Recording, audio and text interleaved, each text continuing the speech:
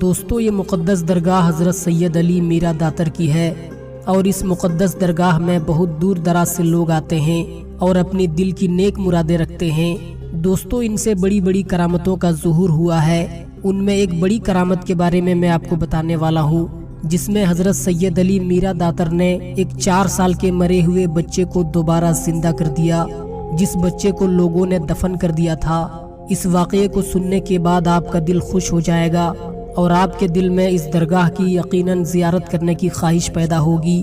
لہٰذا جب بھی آپ کے دل میں یہ خواہش جاگ اٹھے کہ ہمیں حضرت میرا داتر کی بارگاہ میں جانا ہے، تو آپ سب سے پہلے سید اکرم صاحب سے بات کر لیں۔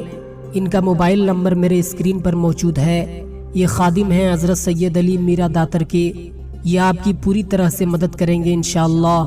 دوستو اگر آپ کسی بھی پریشانی میں پھنسے ہیں، آپ پر کسی نے کالا جادو کر دیا ہے، یا آپ پر شیطانی اثرات ہیں، یا آپ کو لا علاج بیماری لاحق ہو گئی ہے، تو آپ بھروسے کے ساتھ درگاہ میں آئیں، آپ کی ساری پریشانیاں دور ہو جائیں گی انشاءاللہ۔ دوستو یہ واقعہ سن 1935 کا ہے۔ احمد آباد کے ریلوے اسٹیشن پر دیوی لال مارواڑی کلی کا کام کرتا تھا۔ میرا داتر کی درگاہ میں ہمیشہ آتا جاتا تھا اور ان سے بہت عقیدت رکھتا تھا۔ میرا داتر کی دعاؤں سے اس کے یہاں ایک بیٹا پیدا ہوا۔ ان کے خادم کو پوچھ کر اس بچے کا نام روشن لال رکھا۔ جب وہ بچہ 4 سال کا ہوا، اس کے گلے کے پاس ایک گانٹھ ہو گئی۔ احمد آباد کے سول ہاسپٹل میں اس کی گانٹھ کو نکالا گیا، پھر بھی وہ بیمار رہنے لگا۔ اس کو میرا داتر کی درگاہ پر لایا گیا، اس کے نام کا چلہ باندھا گیا۔ اس دور میں باپو بھائی نام کا ایک وید تھا، اس کے پاس سے بھی دوائی لائی گئی، لیکن کچھ آرام نہ ہوا اور اس کا بچہ مر گیا۔ اسے اناوا تالاب کے پاس دفن کیا گیا۔ اس کے ماں باپ درگاہ میں بہت رونے لگے اور کہنے لگے آپ کے دربار میں ہم بڑی امید لے کر آئے تھے اور ہمارا بیٹا مر گیا، وہ ہمارے بڑھاپے کا سہارا تھا۔ ماں باپ مایوس ہو کر احمد آباد چلے گئے۔ وہاں جانے کے بعد بیٹے کی یاد کو بھلا نہ سکے۔ روزانہ میرا داتر کو یاد کر کر کے روتے تھے اور دعائیں مانگتے تھے۔ ایک روز دیوی لال اپنے کمرے میں اکیلے سید علی کو فریاد کر رہا تھا اور اس کی بیوی کچھ کام سے باہر گئی ہوئی تھی۔ اس نے دیکھا کہ ایک لڑکا بہت خوبصورت اس کے سامنے کھڑا ہے۔ اس نے کہا جاؤ تمہارا بیٹا روشن تمہیں دلی اسٹیشن پر ملے گا۔ دیوی لال سوچ میں پڑ گیا اور گھبرا گیا کہ کمرہ بند ہے اور لڑکا کہاں سے آیا اور یہ کون ہے۔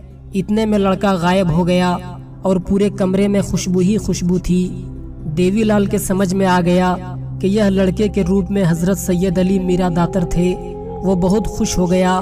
دلی اسٹیشن پر ایک گاڑی آئی تو صفائی کرنے والے نے دیکھا کہ ایک بچہ 4 سال کا کپڑے میں لپٹا ہوا پڑا ہے۔